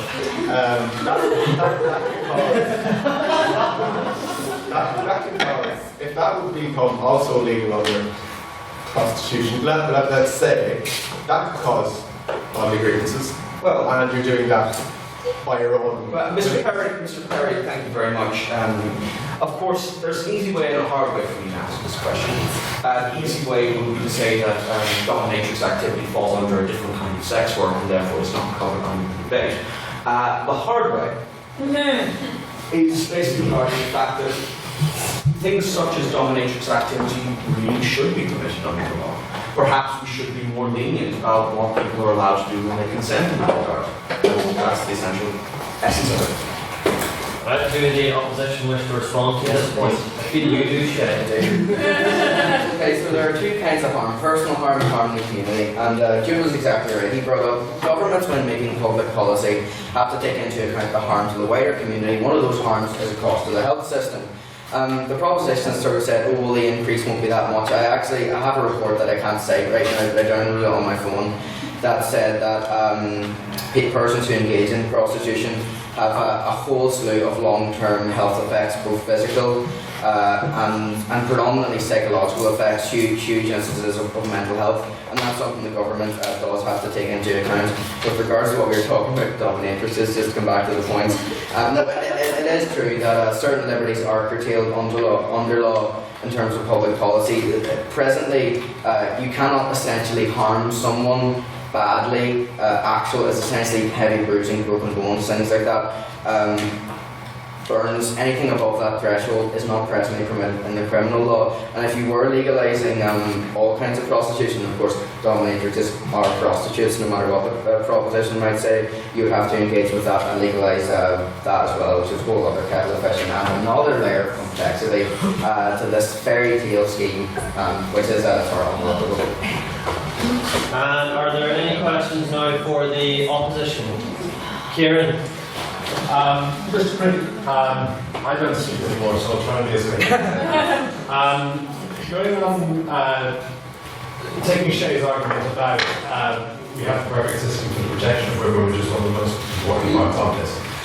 Let's assume that you're right in that it is the best way to seek justice for women who have, or actually anyone who's faced abuse as a result of the trade. That's only after the abuse act. Can the same be said for your system in the case of preventing it in the first place? Thank you for the question. And hold on, I've been handed like a cheat sheet here. okay, something about the Council of Europe. Yes, you're exactly right. It is after the fact. We'd say that the present model, as discussed already, with the criminalisation of the people who would be doing the abusing in the first place, acts as a deterrent, and that's an effective way. I can't think off the top of my head of any scheme that would be inherently preventative. We can't have police officers sitting in every brothel across the land. You know, that just doesn't seem workable to me. So I'd say that in the same way that murder can't be prevented except by any mechanism except the deterrent of the criminalisation of murdering someone, I'd say that this is the only tool really we have at our disposal to solve this problem.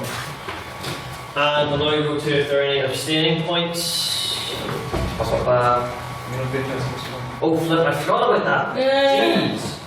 Shame on me. No, yes, Russell. Very sincere apologies from myself. I will consider accepting your apology. Consider? Thank you for your books much. Later in the fun, not in front of the children. Yes, you make this equation of murder to engaging in like consensual sexual activity. You bring that comparison up. I think it's obscene. It's absurd. It doesn't work in that regard. I can't respond, but that's not responsible either. Sneaky. One administrative foible later, we return to abstaining points. If anything is anything they wish to. Yep.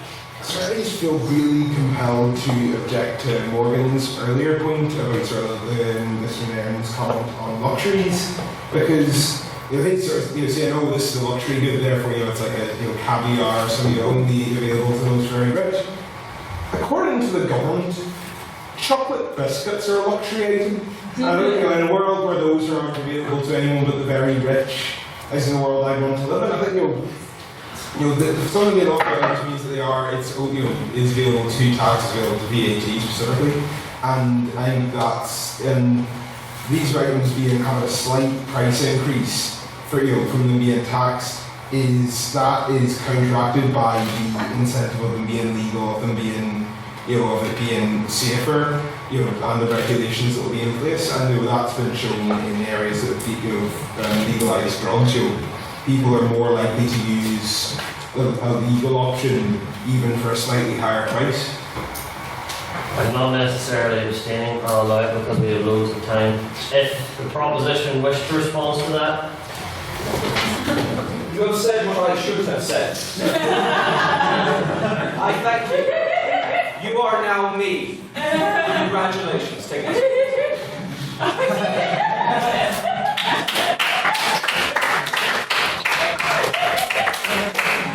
What audacity! The natural order has truly been upset. The opposition have anything they wish to say on that?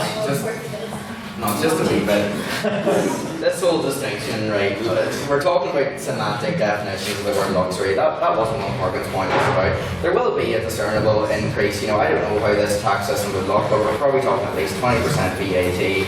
The personal taxes then on that. Of course it will raise the prices. I think the kind of person who would be incentivised to go and visit a prostitute in the first place probably doesn't possess many scruples about the law. So I would think that they would of course be driven to the underground market, which provides them more of a bang for the buck, you might say.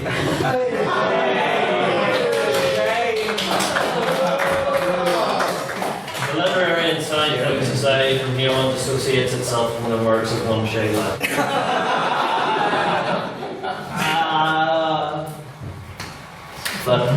Any more questions for the proposition? We'll do one more round, I think. I know we've been here for queer ages, hi. But, Chris, did I see your hand? Or No. Yeah, you did. Go on ahead. So the proposition kept speaking about the fact that by legalising that we're protecting sexual workers because then they can report any crimes that are against them, any violent crimes. But women now aren't getting women now who are suffering violent or sexual crimes aren't having their perpetrators persecuted under the current system, even though it's legal for them to report it. So it won't make much difference then, and it won't protect them more than they're already protected. The proposition to respond, I can't actually let you respond. I was just going to say it's unfair on us and speaker ability because I have an extra speaker now.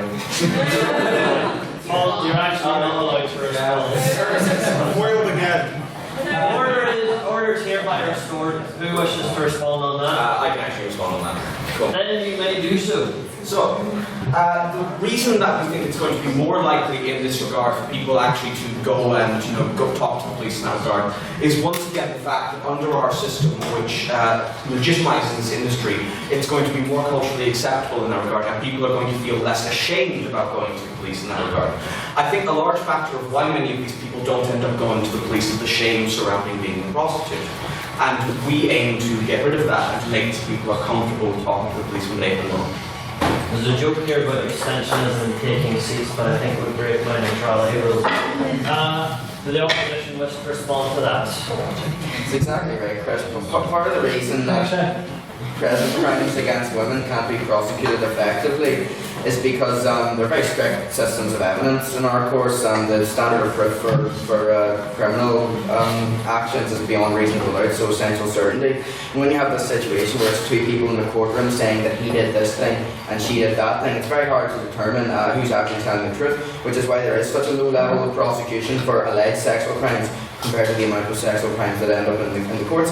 And it'll be exactly the same issue with this new prostitution, because you've got on the one hand an act that could easily become a criminal act if consent was withdrawn at any point, but you've also got the added dimension of the civil considerations, because it's a business transaction. It's fundamentally unlawful. We'll move on to yes. If there's a final question for the opposition, this will be the final round of questions, so if you have something to get in. Toby. Just to say, is legalisation not a great way to actually reduce prostitution in the longer term? So, in regard to actually coming out with some accurate statistics, because they're taken completely legally, without this fear that somehow, speaking out about the profession you do, would somehow result in prison time or anything else. Is that not a great way, by legalising it, to actually reduce it? Because people can speak out about it, government policies can be formed, and action can be taken. Opposition to respond. Prostitution, selling sex isn't a criminal act, so they can speak freely without any cause for concern. The only parts of prostitution that are criminalised are like slave masters, gang masters, brothel keepers, pimps. What do they have to contribute to this, cultural discussion about reducing harm for prostitution? They literally benefit off the exploitation of prostitutes. Of course, they're not going to contribute to some happy survey about making or about reducing prostitution.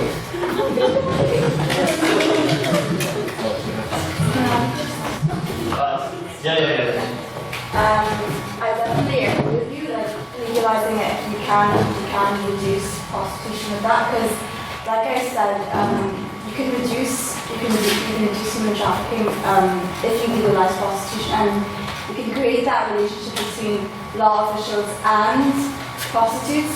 So let's say you legalize prostitution, and then you were a prostitute, and then let's say you're a prostitute, or you were kidnapped, and then you had that relationship already with that law official. So it's a way of basically like reducing the crime of human trafficking, and like just knowing like basically you reduce prostitution. But yeah, I think it's a good way of like letting the message out, and it doesn't matter in the end. Like if you want to become a prostitute, it's what you want to do, and whether you want to do it or whether you don't want to do it, it's all up to you. And it's entirely like if you're actually interested in sex or if you're humiliated by it, it doesn't matter. As long as it's legal, and you're protected by it, it's alright. And one more abstaining point. This will be the final word of the night. Yes, you in the back there. Hello, I'm Cormac. Just came back to college last year. A long time ago, back in the deepest of 2013, I came to the Lyric, and my first debate was actually on a very similar topic, on this house with legalized brothels. And my point is just an observation on how society has shifted since then, just even in the past 5 years. So I'm in two minds on the subject itself, which is why I'm speaking the abstention section, but I just think it's interesting to see how society has shifted a lot more, I think, in the past several years towards the proposition, but that hasn't been reflected in the legal situation, and I don't think there's any prospect of that happening in the near future. So again, I'm not sure which way is to go with, but I just think it's interesting to see how just even in the last several years there's been such a shift in society and how that hasn't been reflected in the legal situation. I'll get to the proposition first if you want to pass comment on. Russell, again. Oh, it's me again. I heard that. Yes. So essentially, yes, I spoke about this in my speech, a bit where I talked about the cultural zeitgeist, and what we are seeing right now is a cultural zeitgeist which goes very heavily in the direction of total bodily autonomy. And you're right. The opposition wish to. And Shay, again. I'm not terribly sure attitudes have shifted. As I said at the start of my speech, the present legislation in place in Northern Ireland is called the Human Trafficking Act, that was passed in 2015. At the time it had the approval of all the main parties, all of the churches, several NGOs. It seems to me that if there was this momentum and movement for a change in the direction of the proposition in laws, that would have been more reflected at the time.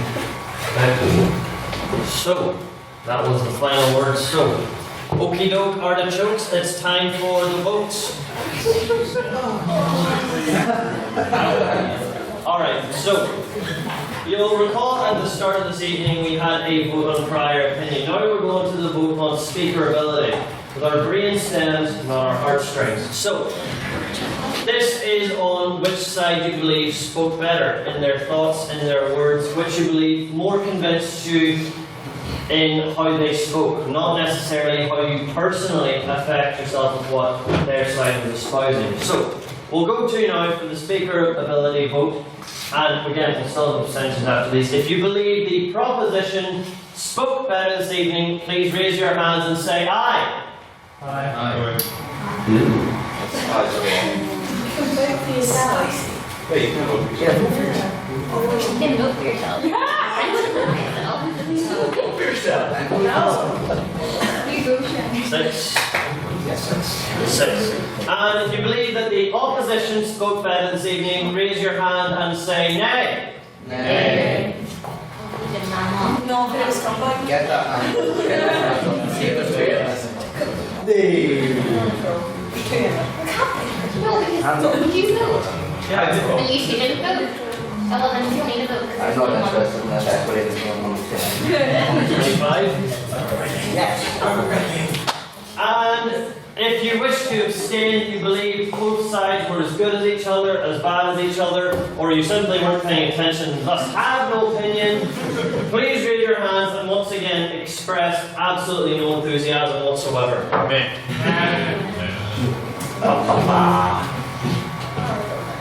Do you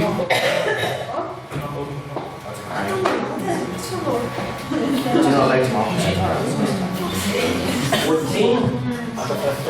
I'll go with yours, you're smarter than I.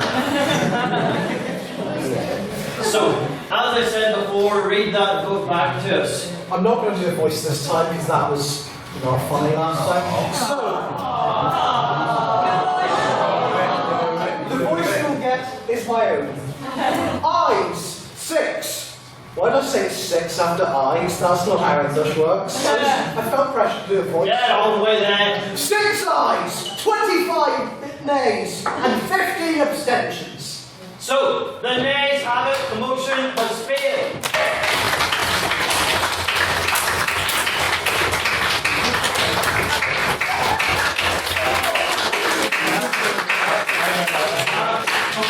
Before everyone goes, I'd just like to make a few quality of life announcements. We'll be at the Freshers Fair next Wednesday.